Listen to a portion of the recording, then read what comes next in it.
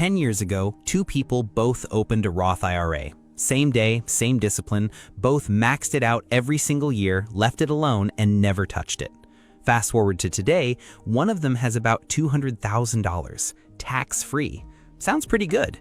The other one has nearly $680,000, also tax-free.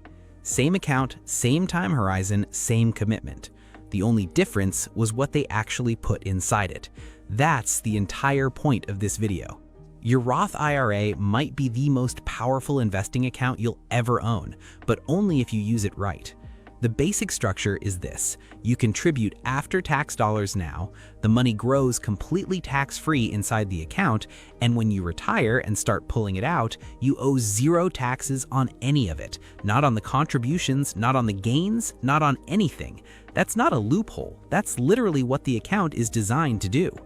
For 2026, the contribution limit is $7,500 per year if you're under 50 and $8,600 if you're 50 or older. For most people, that under 50 limit works out to exactly $625 per month.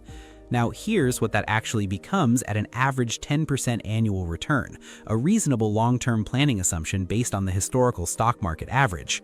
25 years, $829,000 tax-free. 30 years, $1.4 million tax-free. 35 years, $2.37 million tax-free. And those numbers grow considerably if the ETFs you hold outperform that 10% baseline, which is exactly what the 5 ETFs in this video have historically done. Quick disclaimer before we dive in. Nothing in this video is personalized financial advice. It's for educational purposes only. Always do your own research before making investment decisions. I'm going to walk through one ETF per category, cover the best alternatives for each, and at the end, I'll build 3 example portfolios based on different risk tolerances. Let's get into it. ETF 1, VTI. The first ETF is VTI, Vanguard's Total Stock Market ETF. This is the foundation. If your Roth IRA is a building, VTI is the concrete slab it sits on. VTI holds approximately 3,500 US stocks, every sector, every size, from Apple and Microsoft at the top to hundreds of smaller companies most people have never heard of. You're not trying to pick the next Nvidia. You're saying, I want to own the entire US stock market in a single fund. Ticker VTI. Expense ratio, 0.03%. This is about as low as fees get. For every $10,000 you invest, you pay $3 per year. That's it. Holdings, approximately 3,500 US stocks. 10-year annualized return, approximately 14 to 15% per year. Now, to be clear, the long-run historical average for the stock market, going back decades, is closer to 9 to 10% per year. The last decade has been exceptionally strong, driven largely by mega-cap technology companies. So, when projecting future returns, 10% is still the more conservative and defensible planning number. But the recent track record shows this fund can do considerably better. VTI isn't exciting. You're not going to brag about VTI at a dinner party, but it should do the heavy lifting in your Roth IRA, a large, stable core that keeps growing reliably over time. A common misconception worth addressing here: if you've heard of Vanguard's S&P 500 ETF, its ticker is VOO, not VO. That's an important distinction because VO is actually Vanguard's mid-cap ETF, a completely different product. VOO tracks the 500 largest US companies, and because those companies make up the majority of VTI's weight anyway, the two funds behave similarly. VTI just adds more small and mid-cap diversification at the edges. Other alternatives worth knowing: ITOT from iShares is their total U.S. market fund, and SCHG from Schwab covers the same broad market. Any of these are fine. Pick one that aligns with your brokerage and move on. You don't need to trade between them. ETF number 2, QQQM, Invesco's NASDAQ 100 ETF. If VTI is the foundation, QQQM is the growth engine layered on top of it. It holds roughly 100 of the largest non-financial companies listed on the NASDAQ. Apple, Microsoft, Nvidia, Amazon, Meta, Alphabet, and their peers. You're tilting heavily toward technology, communication services, and consumer growth companies. Ticker QQQM. Expense ratio 0.15%. Holdings approximately 100 non-financial NASDAQ companies. 5-year annualized return approximately 18% per year. Now, to be clear, QQQM was launched in October 2020, so it only has about 5 years of actual track record, but it tracks the exact same index as QQQ, which has existed since 1999. Looking at QQQ's historical performance over the past decade, the NASDAQ 100 index has returned approximately 17 to 18% annualized, driven by the technology and AI supercycle we've been living through. Why QQQM instead of QQQ? Same index, lower cost. QQQM charges 0.15%, QQQ charges 0.2%. Over 30 years, that 0.05% difference on a large portfolio compounds into real money. The deeper reason to hold QQQM in your Roth IRA specifically is this: you want your highest growth assets inside your tax-free account. Every extra percentage point QQQM earns above the market is a percentage point you never pay taxes on. Here's the warning though, and it's important. QQQM is significantly more volatile than VTI. When technology and growth stocks fall, this fund falls harder than the broader market. During the dot-com bust from 2000 to 2002, the NASDAQ 100, the same index QQQM tracks today, dropped approximately 80% from peak to trough. The S&P 500 fell about 50% over the same period. That's a meaningful difference when you're watching your account balance. That's not a reason to avoid QQQM, it's a reason to size it appropriately, which we'll get to in the portfolio section. Alternatives to consider: Vanguard's VUG, Schwab's SCHG, or Vanguard's MGK, the Mega Cap Growth ETF.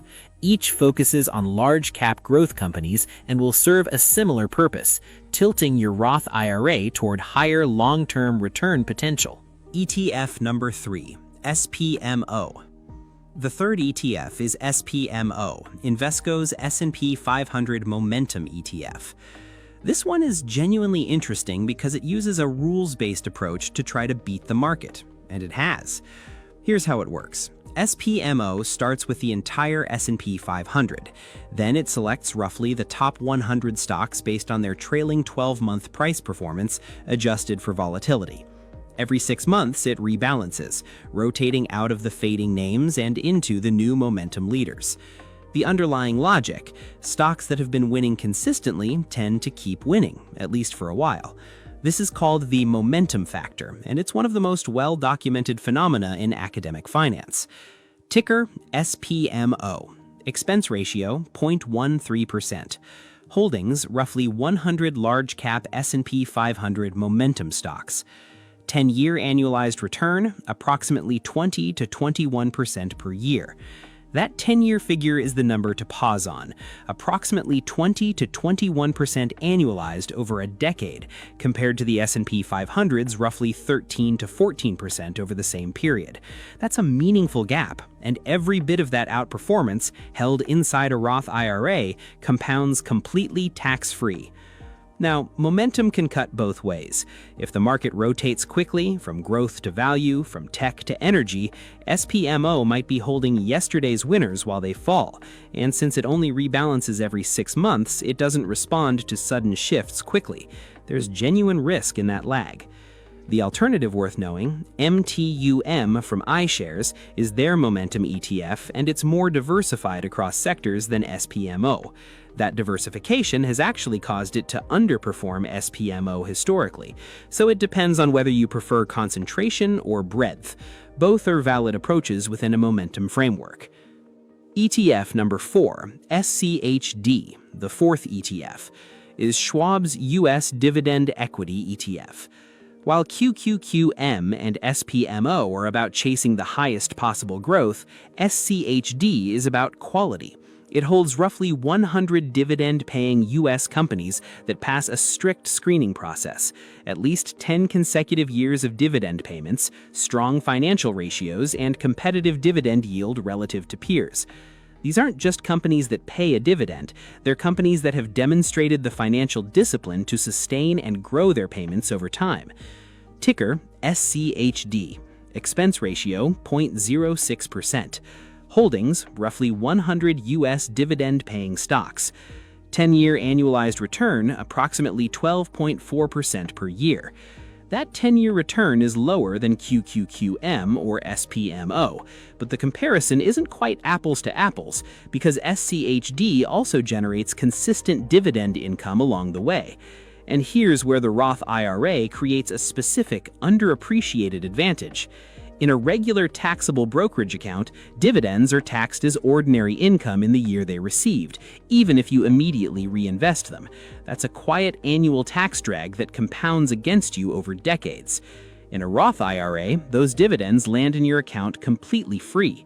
You reinvest them, they compound on top of the previous compounding, and you eventually pull all of it out in retirement without paying a dime. SCHD also does something none of the other funds on this list do as cleanly. It helps balance the overall portfolio risk. When high-growth tech gets hit hard, quality dividend companies often hold their ground better. That kind of stability is underrated when you're managing a portfolio through decades of market cycles. The alternative worth knowing, VIG from iShares, is their dividend appreciation ETF.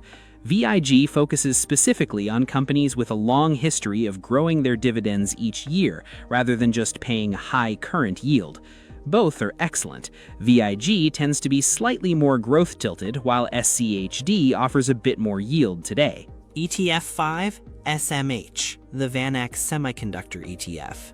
I'm calling this the moonshot position, and the data earns that label in a way I want to be fully transparent about, because the original figures cited in a lot of older discussions about this fund are significantly understated.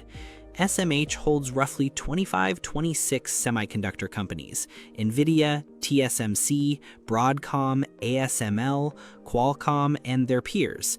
These are the companies that design and manufacture the chips powering everything: AI data centers, smartphones, electric vehicles, autonomous systems, cloud infrastructure, defense technology.